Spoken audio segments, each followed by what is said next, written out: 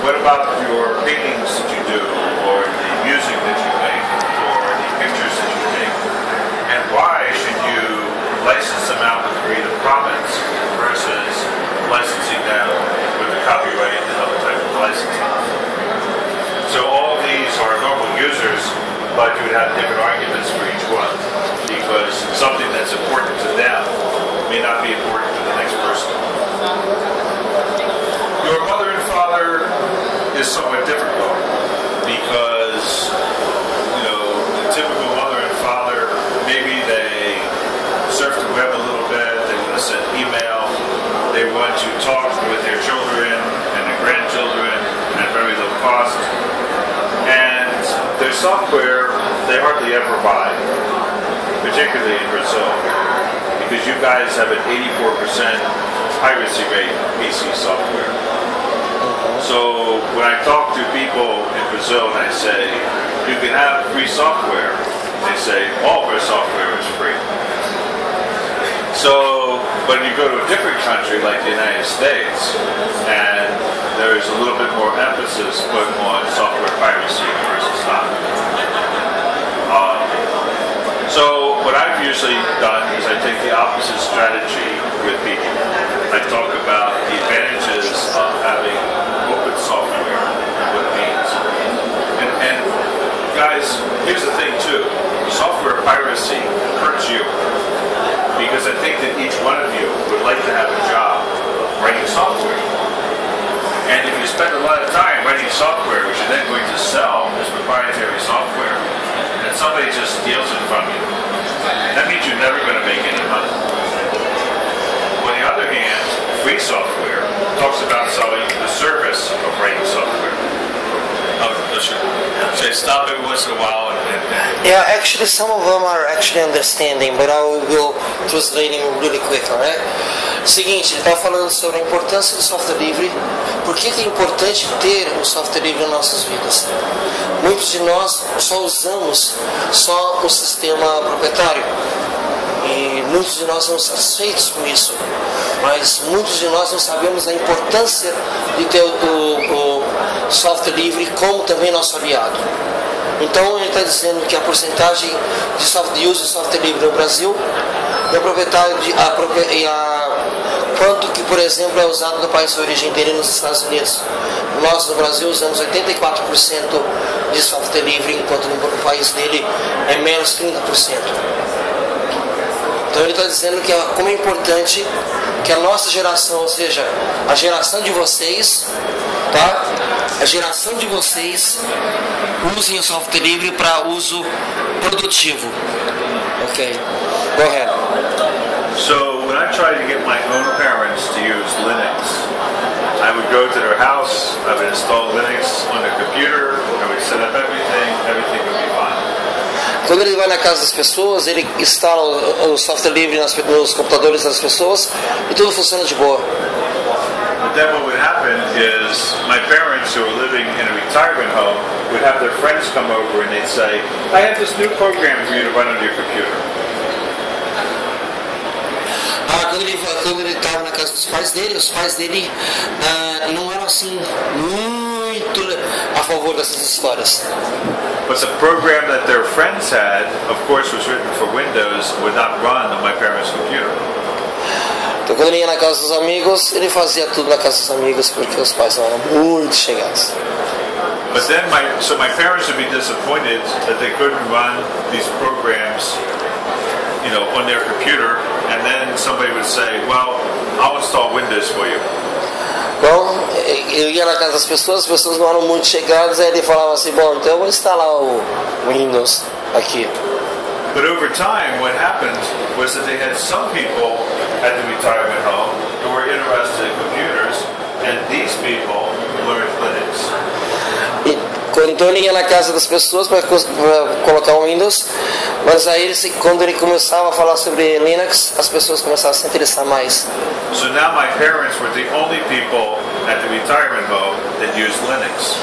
Então na casa de repouso onde os pais viviam, eles são as únicas pessoas que usam o Linux e fizeram disso uma propaganda master. So these people acted as advocates and support people for my parents when I was not there. Então, quando os pais dele quando ele não estava na casa de repouso dos pais, ele fazia toda a parte de programação, né? E com isso fazia parte de educação.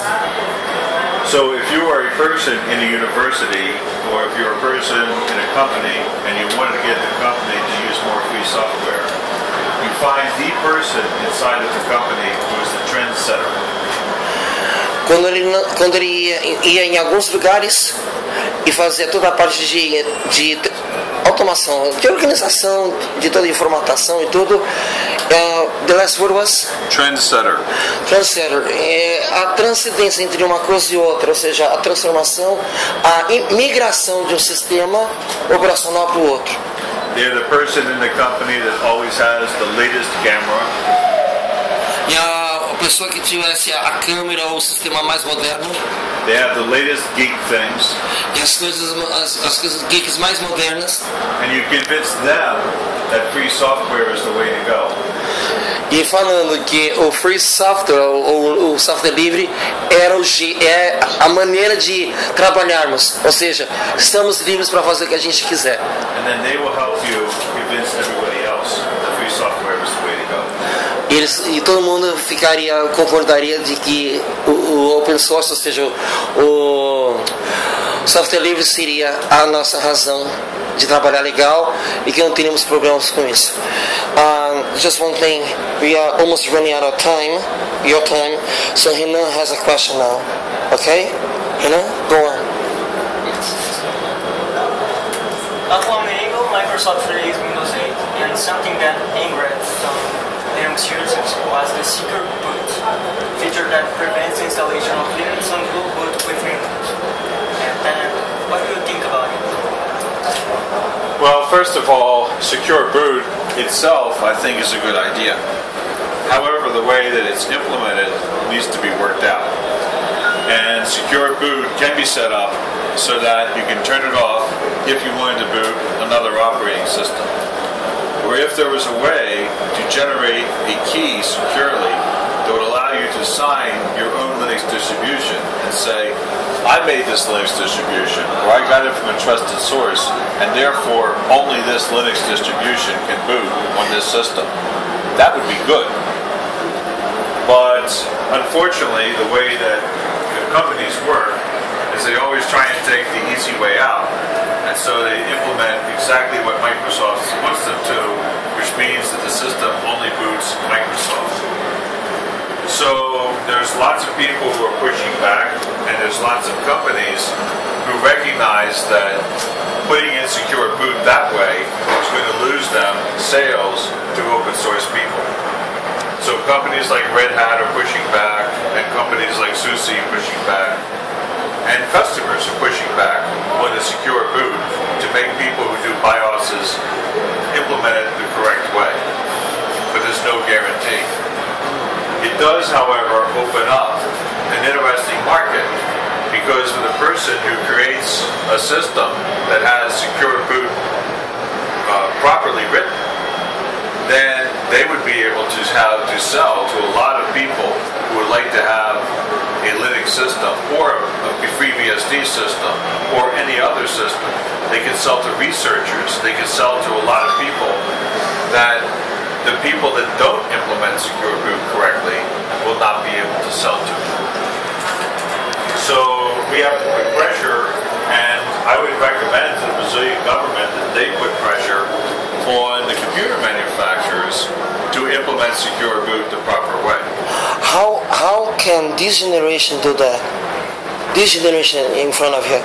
You guys are computer buyers, you know, and you need to write letters to the vendors to say, I'm not going to buy a computer that I can't run the operating system of my choice. It's not to say that they can't implement secure boot. It's to say that you have to have a way to set up secure boot so that you can boot the operating system that you want to run.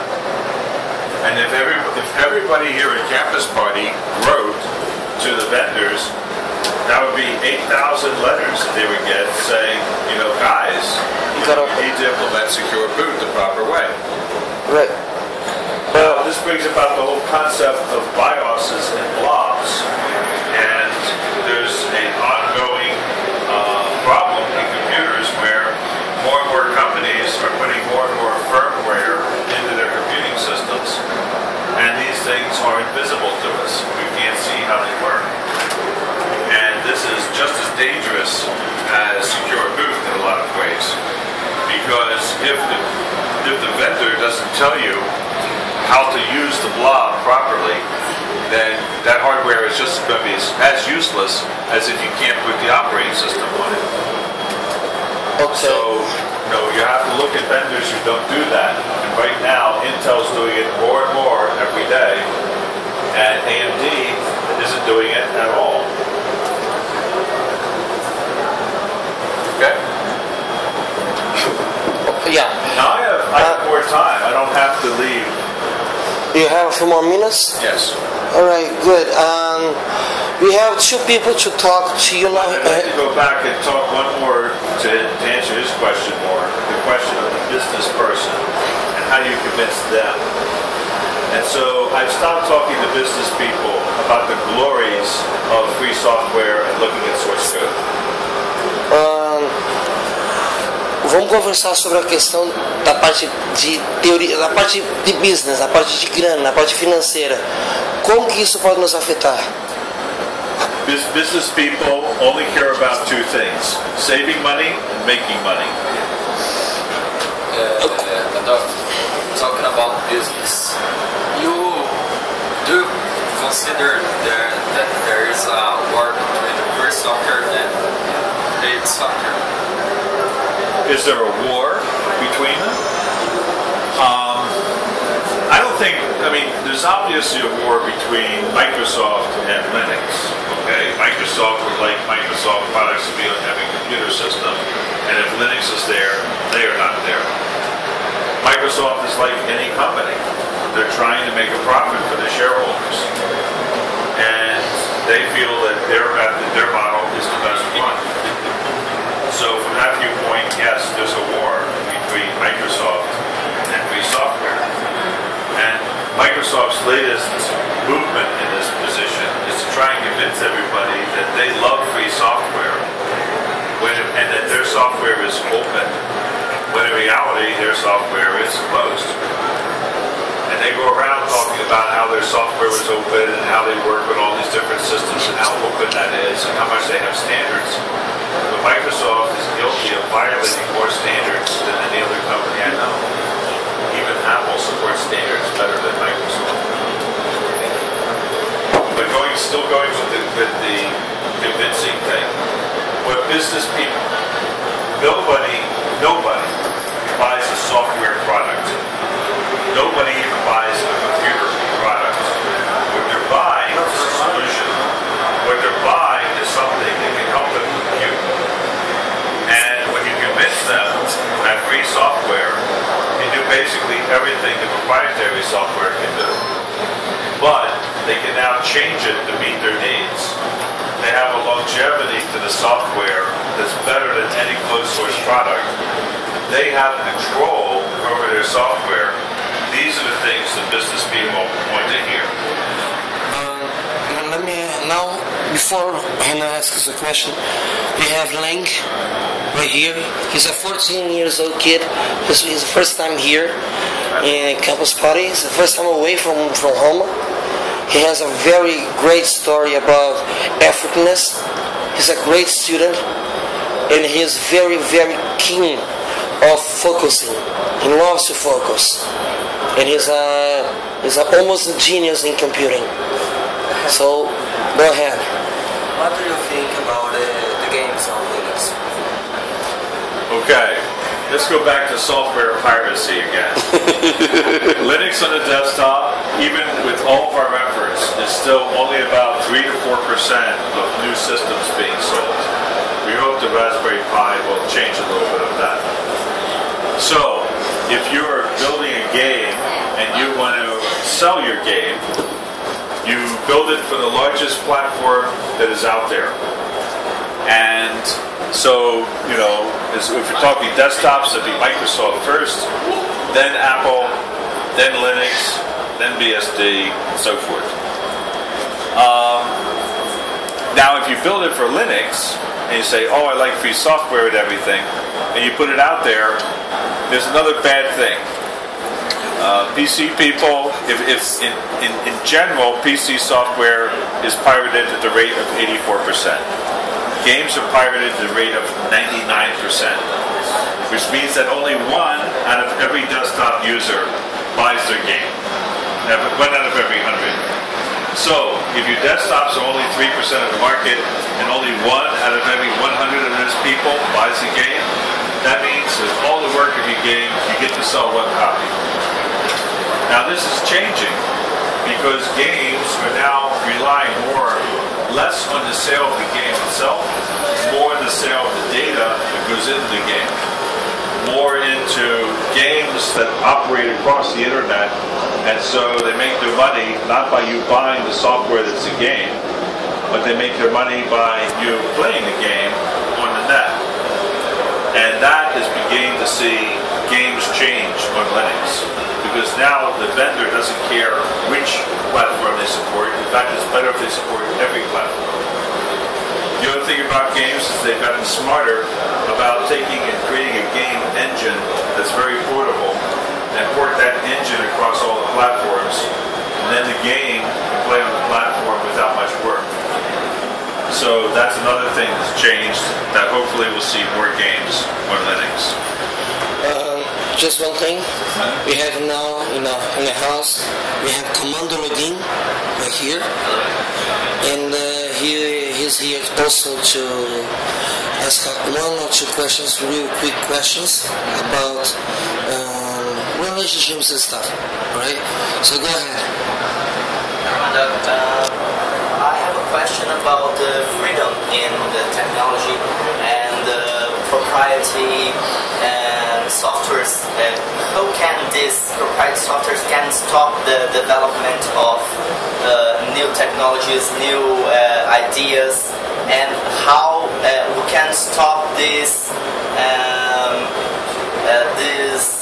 movement of proprietary softwares against the freedom of development? Well, the way you stop the movement of proprietary software against free software is you stop buying proprietary software. You stop buying proprietary software, and the companies stop buying, the government stops buying. Then those companies will change their business model, or else they will go out of business. So that's a pretty simple thing. Stopping them from doing war against free software, a lot of that stuff has to do with patents, software patents, copyrights, things like that. Brazil has traditionally avoided those, and we continue to avoid software patents. At least the software patents that the United States grants, which are just ridiculous. Not every patent is bad. There are some things where patents are very useful, like in the design of new medicines. But again, there's a difference between the patent law, the way the patents are implemented, and who gets what patents, and how much people are paid for those patents. And all those things have to be in balance. But software patents are particularly bad, because right now in the United States, I believe there's about 60,000 software patents that cover almost everything. And how can you as a programmer avoid the 60,000 patents that might be out there when you start writing your code? This is why Linus Torvalds refuses to study what patents are out there. Because in the United States, if you use a patent inadvertently, then you might be fined at a particular rate. But if you know about the patent and still, implement some software using it, then you're open to 3 times punishment. So Linus says, if I don't know about it, then nobody can blame me for using it. That's his philosophy. Okay. Okay, I have one question myself. I would like to ask you, how do you feel about today's generation, the very young generation? How do you think in third world as Brazil, right, and all the third worlds which you have been visiting, how are the difference between the next generation using Linux, and how can they work not only using Linux for work, but actually for with their everyday life? Well, first of all, when I started programming back in 1969, even the smallest computer that only had 4,000 bytes of memory would cost you $100,000 US. And that was when a house in the United States would only cost $32,000. So for the price of 3 houses, you would have this machine sitting on your desk with 4,000 bytes of memory that would have a cycle time of a tenth of a second, 100 milliseconds. So to get access to one of those machines to practice programming was very difficult. And the only place you could do that is if you were going to a very wealthy university and they would go to one of the machines and you could sign up for time to practice on it. Today, when most of you guys can afford a desktop computer or a laptop or even a used computer, that's very powerful. So in the early days, we had, I've been talking too much again. No, you're not. You're doing actually fine because they all understand it. You all understand what I'm saying? Okay. So when we started programming, address space was measured in bytes. Then along came the 16-bit machines. So you had an address space of 65,000 bytes. Back in the time, I remember that buying 64,000 bytes of memory cost me $128,000 US. Then after that, we went to 32 bits. And so you could have 4 gigabytes of address space. And that lasted a long time because a lot of the problems we were trying to solve were not that big in size. There's a balance when you create computer systems. What's the sense of having a 2 terabyte disk if your processor cycle time is 1/3 of a second? Because by the time you touched every single byte of the 2 terabytes even one time, it would take you an entire year.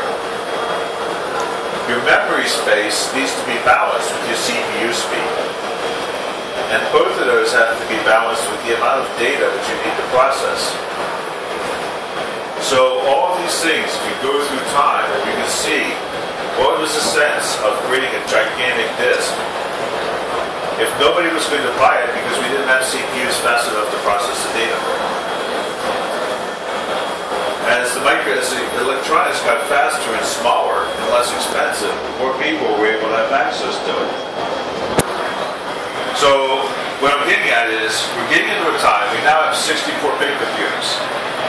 A lot of the notebooks that you have and the desktops you have are 64-bit systems. My feeling is that 64 bits is big enough for a long time. A long time. Somebody says, I'm waiting for the 128-bit address space. Think about that. Think about how huge that number is. 128 bits.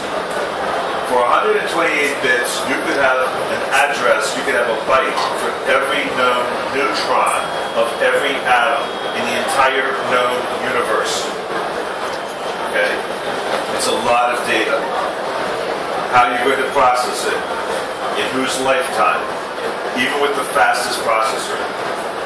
With 64 bits, you can have 128 bytes of data for every square millimeter on the surface of the Earth, including all the oceans.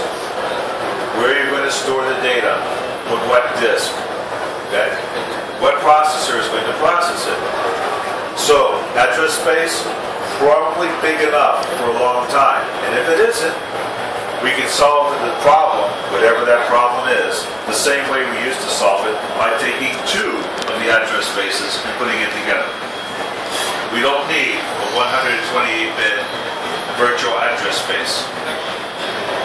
might have a 128-bit register. Why? Because we're dealing with very large numbers, but not large amounts of data. And processing the large numbers, 128 bits at a time, might be useful. Having a scientific notation number, 128 bits of mantissa, might be useful. I doubt it. Because why are you generating a number of that accuracy unless you're working for money? If you're trying to machine something, you can't machine anything to 128 bits of accuracy. Not with any known technology we have. John, Yeah.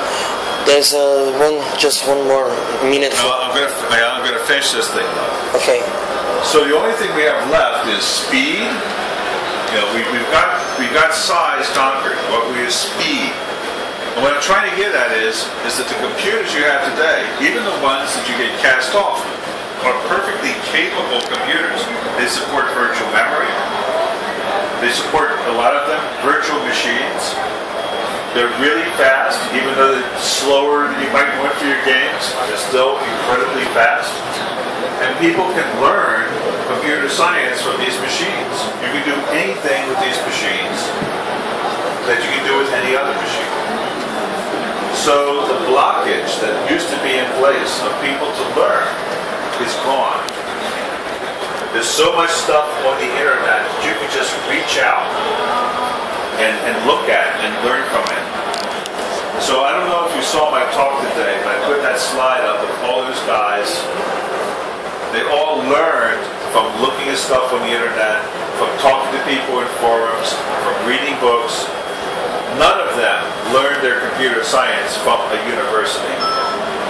All of them learned from studying on their own and using free software, seeing how other people wrote programs, and seeing how they did good code. And all of those people learned that they can go as fast as they want to go. Nobody is going to stop them. Nobody asks them how old they are, what race they are, what sexuality they are. Nobody cares. Just show me the code. So, and then you have things like the Raspberry Pi. That even if you can't find a cast-off computer, here's one that only costs $35.